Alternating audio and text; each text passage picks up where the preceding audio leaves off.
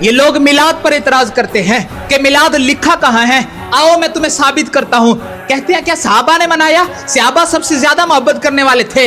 ارے میں نے کہا صحابہ تو بہت بعد کی ہستیاں ہیں، میں تمہیں رب سے ثابت کرتا ہوں اللہ نے میلاد بنایا۔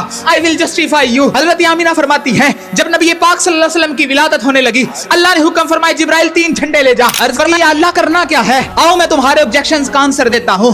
ارے سنو پھر، one flag in the east, another flag in the west, and the third flag on the roof of the Kaaba۔ فرمایا کہ پہلا جھنڈا مشرق میں لگا دے، فرمایا دوسرا جھنڈا مغرب میں لگا دے، فرمایا تیسرا جھنڈا کعبے کی چھت پہ گاڑ دے۔ ارے جبرائیل نے جھنڈا لگایا، یہ جبرائیل کی سنت، اللہ نے لگوایا، یہ اللہ کی سنت۔ جھنڈا لگانا ثابت ہو گیا۔ دوسرا objection سولو کرنے کی طرف آتے ہیں، کہتے ہیں کہ جناب یہ لائٹیں لگانا کہاں لکھا ہے؟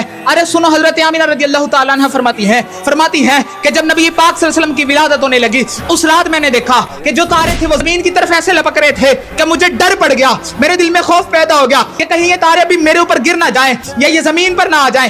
ارے سنو، اللہ تارے بھیج کر زمین پر محبوب کی ولادت پہ یہ بتا رہا ہے، تم لائٹوں پہ اعتراض کرتے ہو۔ اللہ تاروں کے ساتھ روشنی کر کر کے بتاتا رہا، ہم لائٹوں کے ساتھ روشنی کر کے یہ بتاتے ہیں۔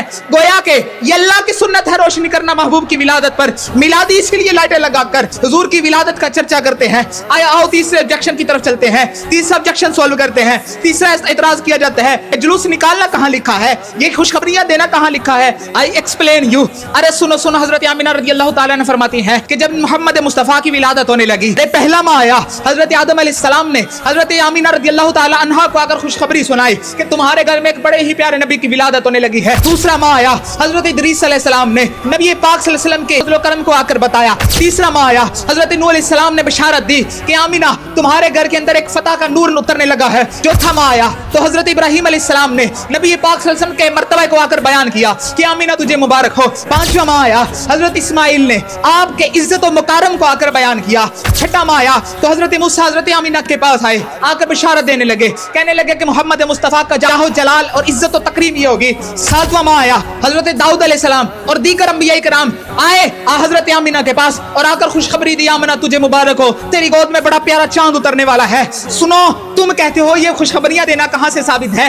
ارے اللہ انبیاء سے دلواتا رہا، ثابت ہوا۔ میلاد النبی کی خوشخبری دینا یہ انبیاء کی سنت ہے، تو سنی اسی لیے جھنڈا لگا کر جبرائیل کی سنت کو ادا کرتا ہے، لائٹیں لگا کر رب کی سنت کو ادا کرتا ہے، خوشخبریاں دے کر خوشخبریاں بانٹ کر انبیاء کی سنت کو ادا کرتا ہے۔ میں فرقہ واریت پہ لعنت بھیجتا ہوں، لیکن آج میں کہہ دوں گا کہ نثار تیری چہل پہل پر ہزار عید ربیع الاول، ارے سوائے ابلیس کے جہاں میں سبھی تو خوشیاں منا رہے ہیں۔